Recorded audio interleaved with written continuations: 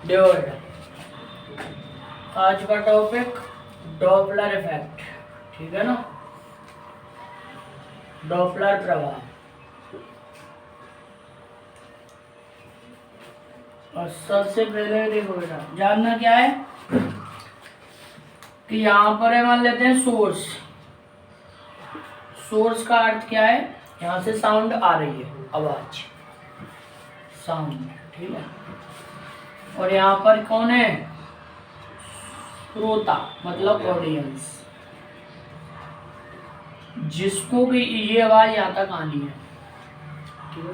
अब यहाँ पर एक पॉइंट है, जब इन दोनों के बीच में कोई सापेक्ष गति हो, सापेक्ष गति का मतलब क्या है कि एक दूसरे के रेस्पेक्ट में इनमें आपस में कोई वेलोसिटी हो, स्पीड हो, सापेक्ष गति। तो इस ध्वनि की जो साउंड यहाँ से आ रही है, इसकी जो वास्तविक आवृत्ति है, एक्चुअल में जो फ्रीक्वेंसी है ना, और इसके बाद जो फ्रीक्वेंसी पहुंचती है उसमें अंतर आ जाता है। मतलब यहाँ पे लिखना क्या है, when there is a relative motion between source and audience, then apparent frequency will be differ from actual frequency।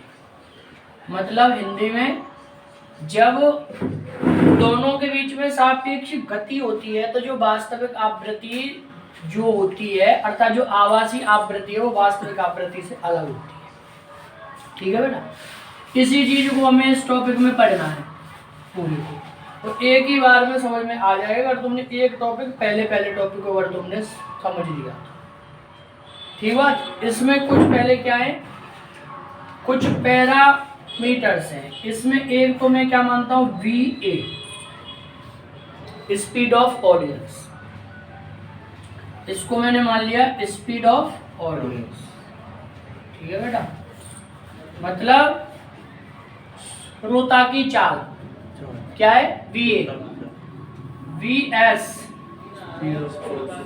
Speed of source, मतलब स्रोत की चाल।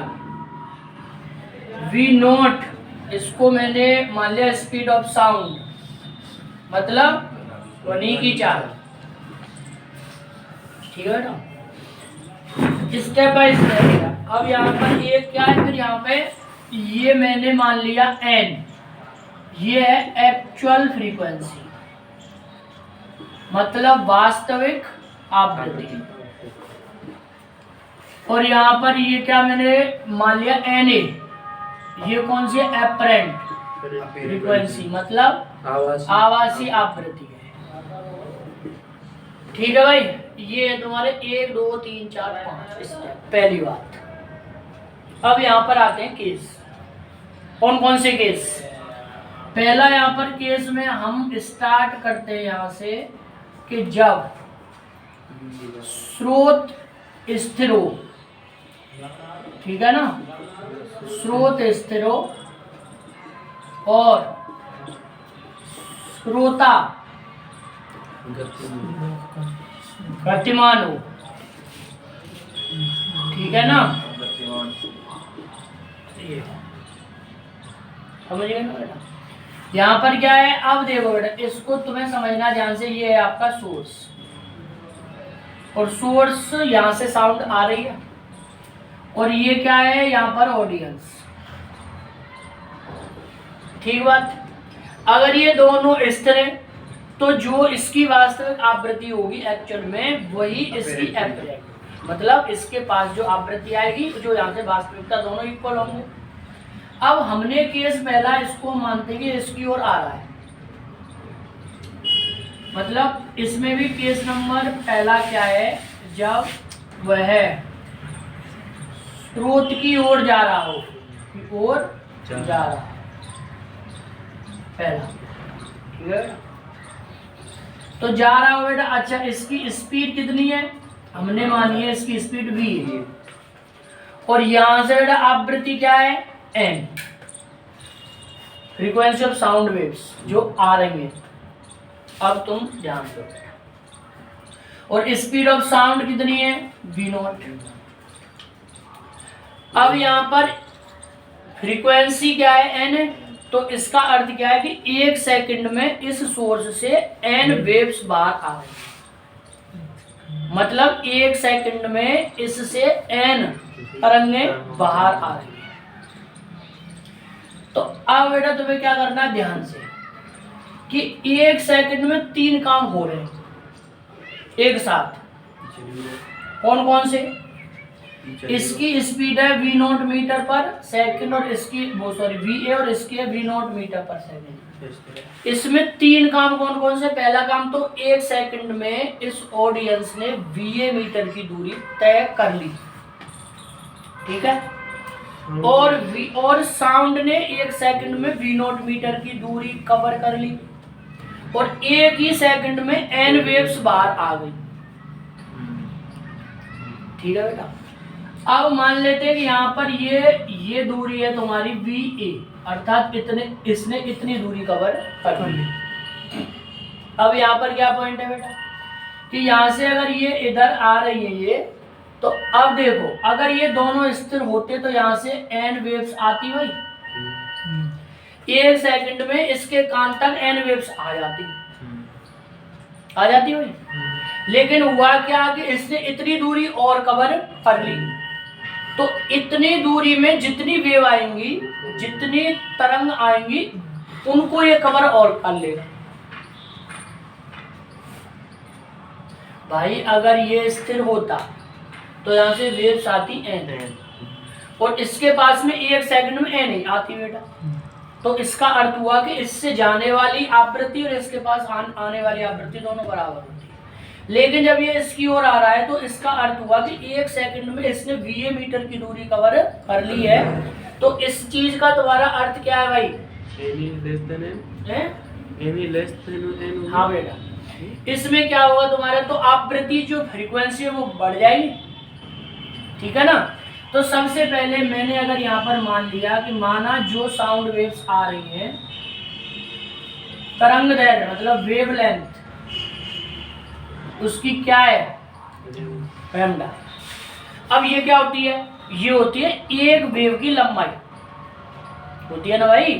अरे तुम्हारी एक वेव जैसे बेटा ये है तुम्हारी एक वेव, इसकी जो लंबाई है ये होती है वेवलेंथ। तो इतने मीटर में वेव आ रही है एक वेव, और हमें फाइंड करना है कि va मीटर में कितनी वेव आएंगी। तो 1/λ × v, इतनी वेव और आ जाएंगी उसके पास एक्स्ट्रा। इतनी बात समझ में आई? अगर ये बात समझ में आ गई तो इसका मतलब पूरा चैप्टर ही समझ में आया। भाई ये अगर दोनों स्टेबल होते तो इसके यहाँ से n वेव चलती और इसके बाद n वेव आती, लेकिन जब ये इधर ही आ रहा है तो इसका मतलब है इतनी दूरी में जितनी वेव आएंगी उनको ये कवर और कर लेगा, और इतनी दूरी में वेव आएंगी इतनी। अब सबको पता है कि v होता है n लैम्डा, तो इसका मतलब हुआ कि लैम्डा v नॉट n। तो यहाँ से आ जाएगा va/में v नॉट में n, तो इसका मतलब va/v नॉट × n। इतनी वेव्स को ये कवर और कर लेगा। अब फ्रीक्वेंसी होती क्या है? 1 सेकंड में कितनी वेव या तो जा रही है या उसके पास आ रही है। तो यहाँ पर अब आ जाएगी तुम्हारी आभासी आवृत्ति। आभासी आवृत्ति मतलब एपरेंट फ्रीक्वेंसी। तो n तो भाई आ ही रही है, इतनी और आ गई, तो प्लस इसका मतलब va/में v नॉट × n। तो na बराबर n कॉमन अगर मैं कर लूं तो v नॉट प्लस va/में v नॉट। तो इजी सी बात है कि जो na होगी वो n से ज्यादा है, मतलब जो एपरेंट फ्रीक्वेंसी होगी वो एक्चुअल फ्रीक्वेंसी से ज्यादा है, अर्थात जो वास्तविक आवृत्ति जो है आभासी आवृत्ति से कम होगी। समझ में आया? ये स्थिर है, ये इसकी ओर आ रहा है, तो 1 सेकंड में 3 काम हो रहे हैं। एन वेव्स बाहर आ रही हैं, वी नॉट मीटर की दूरी साउंड कवर कर रही है, वी ए मीटर की दूरी ऑडियंस के द्वारा कवर हो रही है। अगर दोनों स्थिर होते तो इसके पास में केवल एन वेव्स आती, लेकिन इसने इतनी दूरी एक्स्ट्रा कवर कर ली और इतनी दूरी में वेव्स आ रही है इतनी, तो इसके पास एक्स्ट्रा ये वेव्स और आ गई। अब ये तो कब है, जब इसके पास आ रहा हो, और इसी में दूसरा केस क्या है, जब दूर जा रहा हो, बस दूर जा रहा हो। तो सिंपल सी बात है, यहाँ से कुछ नहीं करना, n v naught minus v, भाई इतनी ने वो क्या करेगा, अब छोड़ देगा, खत्म टॉपिक। अब ये तो बात हुई कि जब सोर्स स्थिर हो और ऑडियंस आ रहा हो या फिर जा रहा हो। अब दूसरी बात यहाँ पर आती है कि जब ऑडियंस स्थिर है, मतलब स्टेबल है, और जो सोर्स है वो प्रतिमान है। और पहला केस वह ऑडियंस की ओर आ रहा है, मतलब उसको अप्रोच कर रहा है, ऑडियंस की ओर आ रहा है। तो अब इसमें अगर वो अप्रोच कर रहा है, अब ध्यान से ये समझ में आ गया है ना। जब वो पास आए तो ऊपर वाला, और जब वो जाए दूर तो इसमें तुम्हारा क्या है कि n a will be smaller than n n, मतलब जो एपरेंट जो फ्रीक्वेंसी है वो एक्चुअल से कम होगी। ठीक है भैया। अब यहाँ पर हो क्या रहा है सर, ये सोर्स है और ये ऑडियंस है। अब ये स्थिर है, इट इज एट रेस्ट, और ये इसकी ओर आ रहा है, तो एन वेव छोड़ रहा है, और साउंड की स्पीड वी नोट है, और इसकी खुद की सोर्स की है। अब 1 सेकंड में अब भी 3 काम हो रहे हैं। एन वेव्स ये छोड़ देगा, वी नोट स्पीड जो वो साउंड कवर कर लेगी, और वी एस ये कवर कर लेगा सोर्स। अगर ये दोनों स्थिर होते तो ये एन वेव्स इतनी दूरी में फैलती आराम से भाई। अब ये अगर इसके पास में आ गया तो 1 सेकंड में इसने वीएस मीटर की दूरी कवर कर ली। तो जो वेव्स पहले इतनी दूरी में फैल रही थी वो वेव्स अब इतनी दूरी में फैलेंगी, तो सब समझ जाएंगे, तो बिल्कुल वे पास में हो जाएंगी, थोड़ी शॉर्ट। अरे स्प्रिंग वाली बात है, अगर फैला दो बेटा और नहीं, या फिर उससे क्या करते हैं, कंप्रेस कर देते।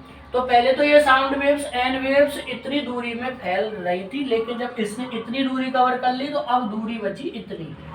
अब इसमें ये क्या हो जाएंगी, मतलब इसी में ये अपने आप में समाये हो जाएंगी, एडजस्ट। तो इजी सी बात है कि वेवलेंथ पहले से कम हो जाएगी ना बेटा। तो अब क्या करते हैं भाई, हम यहाँ से देखो, तो अब हमें बेटा यहाँ से करना क्या है, तो डिस्टेंस पहले तो कवर हो रही थी वी नोट, तो ये वी नोट में फैल रही थी, अब ये फैलेंगी V naught minus we S में। ठीक है ना, है ना। तो यहाँ से बेटा तुम्हारा होगा क्या, अच्छा वेव्स कितनी है, एन है, एन ही तो वही है, और एक वेव की वेवलेंथ कितनी थी पहले, इतनी है। अब क्या है, वेव तो तुम्हारी कितनी एन ही है ना। अच्छा बेटा इसमें तुम्हारी लैम्डा कम हो जाएगा, तो इसमें मैंने ये क्या मान लिया, लैम्डा डैश। ठीक है ना। अब यहाँ से तुम्हें क्या करना है कि डिस्टेंस में कमी आ जाएगी, तो देखो ये एन वेव्स है, नहीं एक मिनट यहाँ से हमें क्या करना है, पहले ये इतनी डिस्टेंस में फैल रही थी, तो मतलब n into lambda will be equal to v naught, और यहाँ से ये n into lambda dash will be equal to v naught minus we s. अब सही है ना। तो अगर बेटा इससे इसका मैं क्या कर दूं डिवाइड, तो एन से एन को काट दो, तो lambda dash will be equal to we naught minus B S upon में we naught into lambda. Wavelength अब है बेटा ये। अब यहां से तुम्हें करना क्या है भाई, देखो बेटा lambda dash is equal to आ जाएगा तुम्हारा क्या, वी नॉट अपॉन में एन ए एपरेंट, और ये तुम्हारा कितना आ जाएगा, और ये तुम्हारा आ जाएगा यहां से वी नॉट अपॉन में एन, तो वी नॉट से काट दो, तो यहां से एपरेंट फ्रीक्वेंसी आ जाएगी आपकी कितनी, वी नॉट अपॉन में we naught minus V S into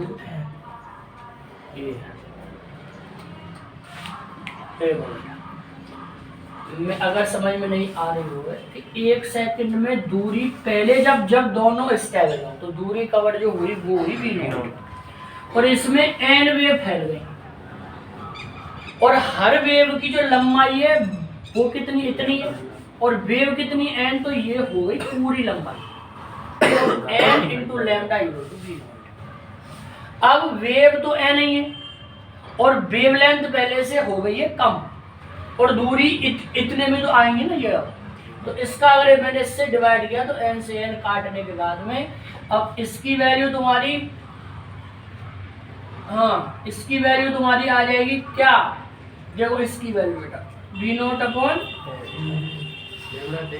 lambda dash की है ना, लैम्डा डैश की तो लैम्डा डैश ही तो, हाँ ठीक है लैम्डा डैश की हम, ठीक है बेटा, तो इसकी वैल्यू ये और इसकी वैल्यू बेटा ये आ जाएगी ना, तो वी नॉट से वी नॉट अगर काट दे तो तुम्हारी, अब इजी सी बात है, ये जो है आवासीय आवृत्ति वास्तविक आवृत्ति से अधिक ही तो है भाई, ऊपर वाली चीज ज्यादा है मेरा और ये चीज कम है, तो इसका मतलब n a is more than, अर्थात जब वो सोर्स उसकी ओर आएगा तो उसको फ्रीक्वेंसी पहले से ज्यादा महसूस होगी। अब ये तो कब है, जब वो पास आए, और बी केस क्या है, जब वो दूर जाए, जब दूर जाए, तो यहाँ पर केवल n is equal to we naught, अब यहाँ पे आ जाएगा v naught plus V S into है, अब इसमें तुम्हारा n a smaller than n, ठीक है। अब ये तुम्हारे दोनों टॉपिक कंप्लीट, तो पूरा चैप्टर कंप्लीट। अब क्या बचेगा, बस इन्हीं से सारे काम हो जाएंगे कि जब सोर्स दूर जा रहा हो, मतलब जब दोनों ही गतिमान हो, या तो दोनों पास में आ रहे हो, या फिर दोनों दूर जाए, या फिर वो उसका पीछा कर रहा है, या फिर वो उसका पीछा कर रहा है, 4 केस है, 4 केस और है तुम्हारे, ठीक है। साउंड में डॉप्लर खत्म। तो अब यहाँ से पता, अब हमें करना क्या है, अब यहाँ से हमें करना ये है, बस देखो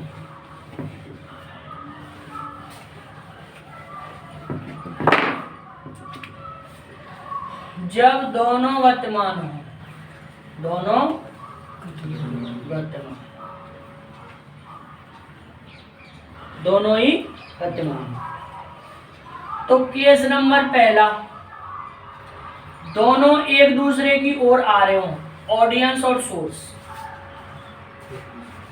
तो इसका भी पास आने का केस ये, और इसका भी पास आने का केस बेटा ये, तो यहां से सिंपल बात है, अब नहीं करना है कुछ भी, तो आवासीय आवृत्ति एपरेंट फ्रीक्वेंसी उसका आएगा v naught plus v a, और इसका आएगा v naught minus V S into में,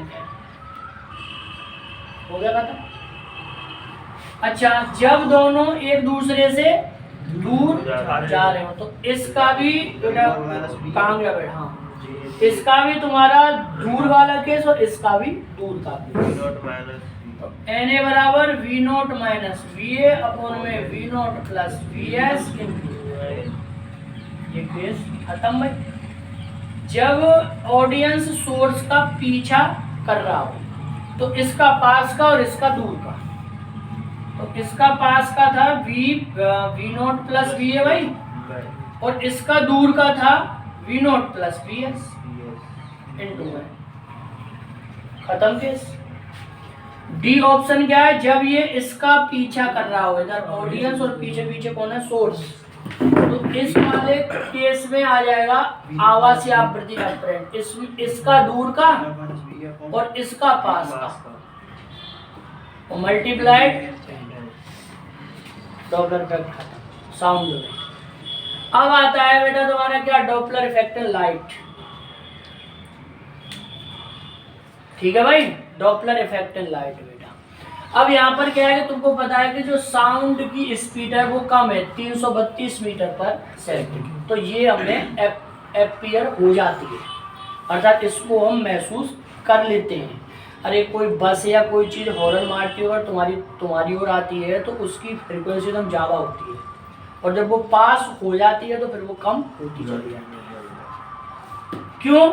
इसको हम मतलब साउंड में जो डॉपलर इफेक्ट है, ध्वनि में जो डॉपलर इफेक्ट है, उसको हम फील कर सकते हैं इजी वे में। क्यों? क्योंकि साउंड की स्पीड कम है। अब तुम सोचो अगर यही डॉपलर इफेक्ट की अगर हम बात करें इन केस ऑफ लाइट, और लाइट की स्पीड क्या है, 3 लाख लाइट की स्पीड है 3 लाख किलोमीटर पर सेकंड। ये बहुत ज्यादा है भाई। तुम्हारे पास भले ही बाइक हो, ट्रेन हो, हवाई जहाज, कुछ भी हो, इसके आगे क्या है, कुछ नहीं है। अगर इसमें तुम्हारा डॉपलर इफेक्ट होगा भी अगर, तो वो तुम्हें फीलिंग नहीं आएगी। ठीक है बेटा। अब यहाँ से क्या है कि जैसे जो मतलब apparent frequency mu dash of light is equal to आता है आपका 1 माइनस वी अपॉन सी और 1 plus v upon c into बेटा न्यू। अब इसमें ये सारी चीज क्या है, ये तो क्या है actual frequency of light which is coming from any source, जो किसी सोर्स से आ रही है बेटा। ये क्या है ऑडियंस की स्पीड v, और c का तो तुम्हें सब है पता ही, स्पीड ऑफ लाइट है। तो इसमें क्या है कि जब ये केस जब आता है जब दूरी बढ़ रही है, अर्थात वो दूर जा रहे हैं, तो इसमें क्या होता है जब दूर जा रहे हैं, जब दूर जा रहे हैं, तो जब दूर जाते हैं तो फ्रीक्वेंसी कम हो जाती है, होती है भाई, साउंड में भी तो था ना। और जब वो अगर अप्रोच कर रहे हो एक दूसरे को, तब तुम्हारा formula 1 plus v upon c 1 minus v upon c into nu, ये आता है बेटा। कब? जब पास आ रहे हो, पास आ रहे मतलब when they approaching each other, जब वो एक दूसरे के पास आ रहे। ये था तुम्हारा डॉपलर इफेक्ट लाइट। अब तुम सोचो कि क्या जो बल्ब, हरे रंग का बल्ब जो है, बिना बल्ब को बदले क्या उस मतलब हरे रंग के बल्ब का कलर चेंज हो सकता है? हो जाएगा।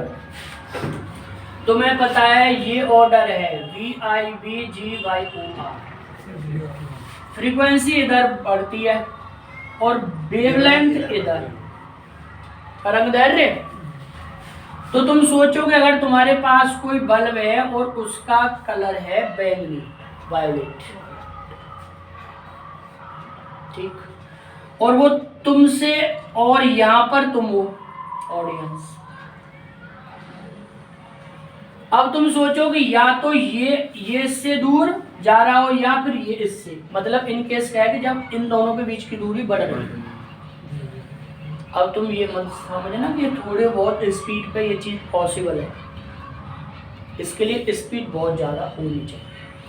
तो अगर तुम इससे दूर जा रहे हो तो और तुमने अपनी अगर स्पीड बढ़ाते गए तो पहले ये तुम्हें दिखाई पड़ेगा इंडिगो। क्यों? दूर जाने पर फ्रीक्वेंसी कम हो जाएगी, तो इस बल्ब से जो लाइट आ रही है उसकी फ्रीक्वेंसी भी चेंज होगी, और फ्रीक्वेंसी पे डिपेंड होता है किसी लाइट का कलर।